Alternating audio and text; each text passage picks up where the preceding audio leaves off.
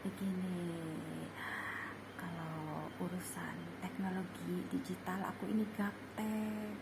Jadi rasanya itu aku enggan ya kalau berhubungan dengan teknologi karena dulu waktu eh, guru besar ulama bilang akan ada masanya era digital. Nah begitu dengar era digital aku rasanya enggan banget gitu. Ternyata malah kealami sendiri, aku harus masuk ke dunia digital. Di sini kemarin itu Allah menuntun aku untuk membuat channel sendiri. Sebelumnya aku ditawarkan sama Maher Zain, ya aku kenal Maher Zain sebelum Pak Burak, Pangeran Paja dan Pangeran MBS. Jadi atas nama hubungan baik persilaturahmi, persahabatan, pokoknya kedekatan kita, saling support, saling dukung di YouTube. Beliau menyarankan saya untuk buka channel sendiri gitu, tapi aku tidak pernah mau. Tetapi seiring dengan berjalannya waktu, ya malah aku sendiri yang bikin channel YouTube sendiri sampai aku bertemu dengan Pak Burak. Pak Burak Mas Cipit dari mana ya, aku juga nggak tahu awalnya. Aku itu nggak pernah nonton drama movie ya, ternyata beliau itu seorang aktor loh. Ya aku nggak tahu kalau Pak Burak itu bermain itu ya Kurulus Osman itu ya. Yang aku tahu dari Turki itu, aku pernah nonton Hercey, terus Abad Kejayaan, terus apa lagi ya, yang lainnya deh, yang lainnya tuh apa ya yang dari Turki tuh, pokoknya intinya itu yang dua itu. Terus Fatmagul ya, Fatmagul dulu tuh, dulu waktu aku jadi ibu rumah tangga tok gitu. Nah, ibu rumah tangga tok itu ibu rumah tangga aja, jadi tidak ada waktu luang buat mencari uang saku seperti bikin gamis-gamis syari, terus ke kuliner sekarang. Jadi aku hanya ibu rumah tangga aja. Terus kerjaannya ibu rumah tangga tuh apa ya, mengasuh anak. Ya waktu itu kan anak-anak aku balita, masih sekitar balita ya, dan aku juga punya antar jemput sekolahan pas satpam waktu itu. Jadi paling sisa luang aku nonton televisi, telenovela, teledrama gitu, drama Turki. Aku waktu itu yaitu yang terakhir itu Hercey, itu sebelum wabah corona, dan aku tidak mengenal, maksudnya tidak tahu sama sekali nonton Kurulus Osman gitu. Ternyata di channel yang internet lain kata ibu ada Kurulus Osman loh, ibu suka nonton. Aku malah tidak tahu ceritanya itu seperti apa. Ibu malah tahu ceritanya Kurulus Osman itu seperti apa gitu. Sedangkan aku tidak tahu sama sekali.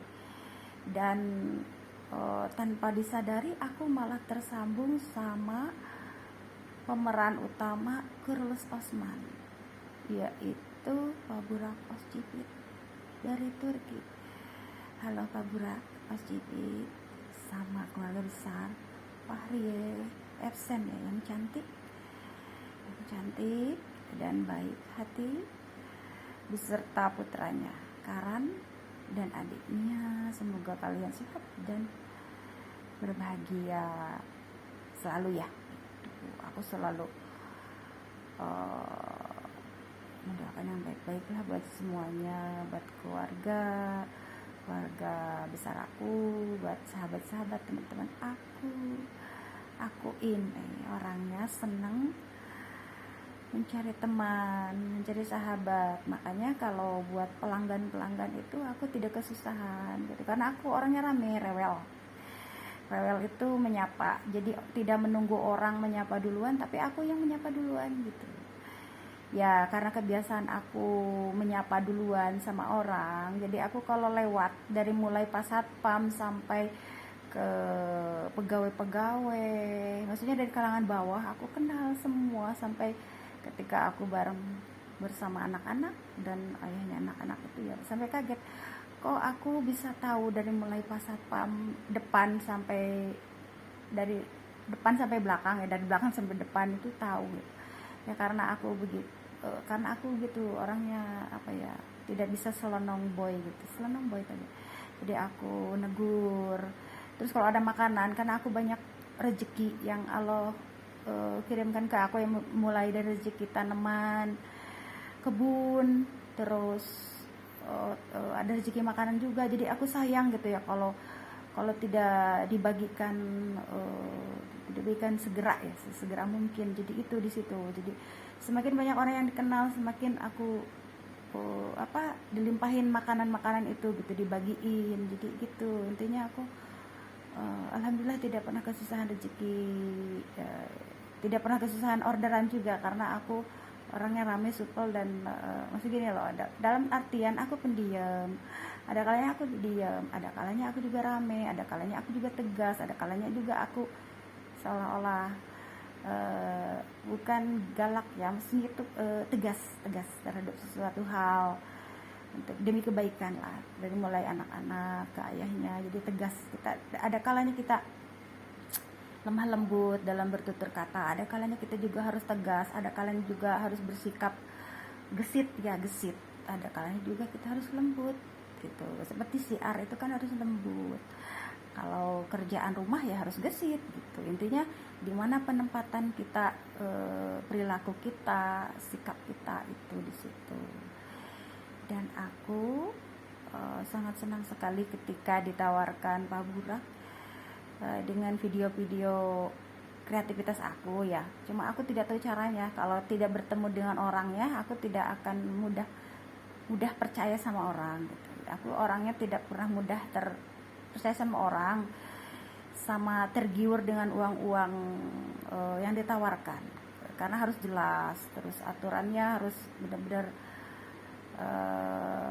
inilah ya, jelas, sejelas mungkin. Terus aku tuh juga tidak begitu mengenal dunia digital ya, apalagi kerja di YouTube ya, aku tidak memahami gitu ya. Terus aku juga harus orangnya selektif ya, selektif terhadap pekerjaan, terus dengan mitra kerja juga, karena harus yang satu paham, satu ideologi. Seperti mitra jahit, banyak mitra jahit aku yang udah aku jajaki ya, maksudnya aku ajak kerja sama, udah seperti keluarga ya, bahkan aku menganggap mereka itu udah kayak keluarga sendiri. Dari mulai penjahit perempuan 2 orang, laki-laki 2 orang, 4 orang. Sepulang umroh kan aku harus mendesain karya-karya aku sendiri gitu ya. Jadi aku punya 4 orang sepulang umroh itu, 4 penjahit. Kesininya semenjak wabah corona, aku dituntun buat 1 penjahit kemarin, tapi sekarang udah mulai aku 2 sama 3, kayaknya 3 penjahit. Tapi untuk maksudnya penghematan biaya, aku pakai 2 penjahit aja, laki-laki dan perempuan 1 gitu, karena ada yang memasarkan 2 orang, Teteh dan Mas Ian gitu. Jadi 4 orang sama yang memasarkan, yang membantu aku. Kerjaan aku adalah part time tuh sisa senggang waktu ya. Jadi aku bukan pembisnis sebenarnya, memanfaatkan sisa waktu luang aku di luar tanggung jawab aku sebagai ibu rumah tangga. Aku sengaja antar jemput anak-anak itu aku yang handle semua, kerjaan rumah juga semua, karena aku ingin menikmati waktu kebersamaan bersama anak-anak ya, antar jemput. Tapi aku juga menyadari sekarang ini anak-anak udah beranjak dewasa, tidak selamanya aku juga harus istilahnya harus dikepin terus gitu sama aku harus mengajarkan kemandirian sama mereka, dan mereka itu sekarang beranjak ke SMA, dan aku harus ngasih kepercayaan pada mereka lah, intinya di situ. Jadi apa ya yang ingin aku katakan malam ini, jika kita bisa saling bantu satu sama lain, karena di sini juga aku selalu membantu meringankan beban orang dengan membeli barang-barang yang jual butuh. Terus aku membantu seperti ke Teteh Mas Pian untuk dapat penghasilan tambahan, dan aku juga terbantu juga, ada yang menyayangi aku juga gitu. Jadi ada keluarga baru juga gitu di sini. Jadi atas dasarnya itu kasih sayang. Itu jika ada yang perlu aku bantu dengan mengenal Pak Burak dan keluarga. Karena aku lebih berani sama beliau kali ya, berani maksudnya mengutarakan pendapat atau sesuatu gitu. Aku mengenal Pangeran MBS, aku mengenal Pangeran Pajak dan Herjen, tapi agak-agak sungkan gitu kalau misalkan apa nih aku buat bercerita banyak gitu lah intinya. Kalau sama Maherjen itu kadang banyak bercandanya gitu, karena kita ya paling gitulah kita kayak apa namanya, kalau dirasa itu kayak sahabat dekat, jadi banyak bercandanya. Kalau sama dia itu bercanda gitu, kita ketawa gitu. Aku suka bercanda orangnya gitu, karena beliau juga nggak tahu kalau aku ini punya sahabat-sahabat pria di sekolah, dan aku jadi ketuanya. Kalau ketua regu dari pramuka itu ketua gudep, aku tuh ketua gudep. Terus aku selalu jadi pengurus organisasi gitu. Jadi aku tuh udah nggak sungkan sama pria gitu untuk sharing apa ya, mengemukakan pendapat ya, diskusi mengenai inilah masa-masa sekarang ini gitu loh. Gitu. Jadi apa yang bisa aku bantu, dan itu perkataan yang selalu aku utarakan ketika aku di sini dan ketika aku umroh 2018. Itu tujuan aku ingin membantu orang ya.